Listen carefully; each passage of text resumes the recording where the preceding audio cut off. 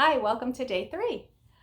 I'm Sheila Darling, and today I want to talk about balance. Balance is, I'm talking specifically about how we feel, okay? Um, I bet most people, at least most people I talk to, think that they're supposed to feel good 70, 80% of the time.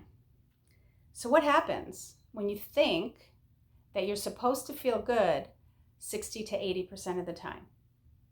When you feel bad, you resist it and you don't want to be in that place of feeling bad. So your subconscious immediately says, "Uh-oh, something's gone wrong here." When in fact nothing's gone wrong. We are meant to have complete balance, homeostasis, which means half the time we feel good, half the time we don't, and that is okay. What happens when we think we're supposed to feel good 60 to 80% of the time, or maybe 90 to 95% of the time? I've spoken to many people that believe that that is normal. Then when we feel bad, we get into self-judgment, criticism. We start sometimes to project and blame the people around us for us feeling bad, rather than feeling the feeling, sitting for a moment, taking a pause, taking a breath, and you can simply state this mantra: oh, this is part of my 50%. And then you start to understand that feelings are very fluid. They come and go so quickly. And just because today you don't feel good doesn't mean tomorrow you're not going to feel good. The longer you sit in resistance, you know the phrase, what we resist persists, the longer it will continue. Part of it is taking responsibility for ourselves, our state, how we feel. And we can do that by doing something called a thought download. So when I feel not so great, I know that the way I feel comes from what I'm believing in that moment. So, if I'm mad, let's say I'm mad at, one of the kids or my husband or something.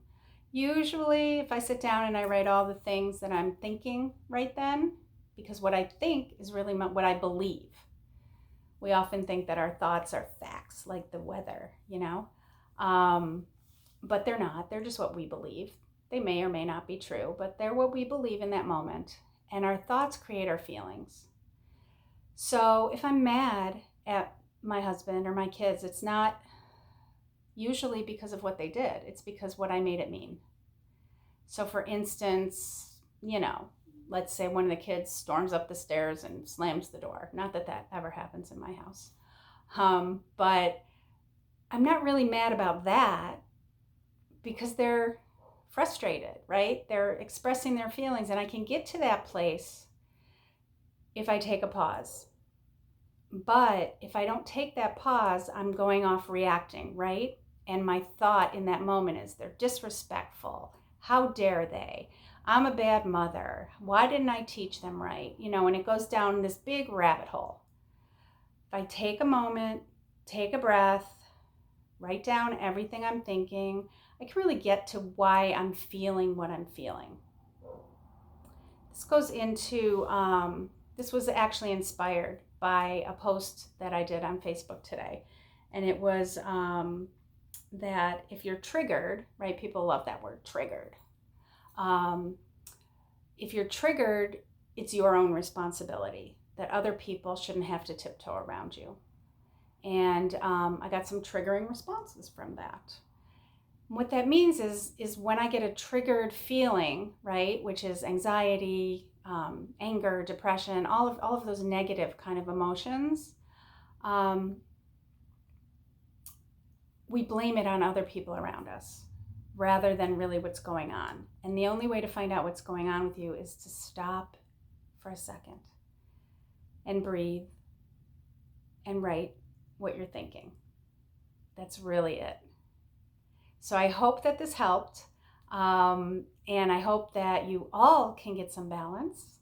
And just know that life is 50-50. Some of it is good, some of it is bad, and it's all the way it's supposed to be.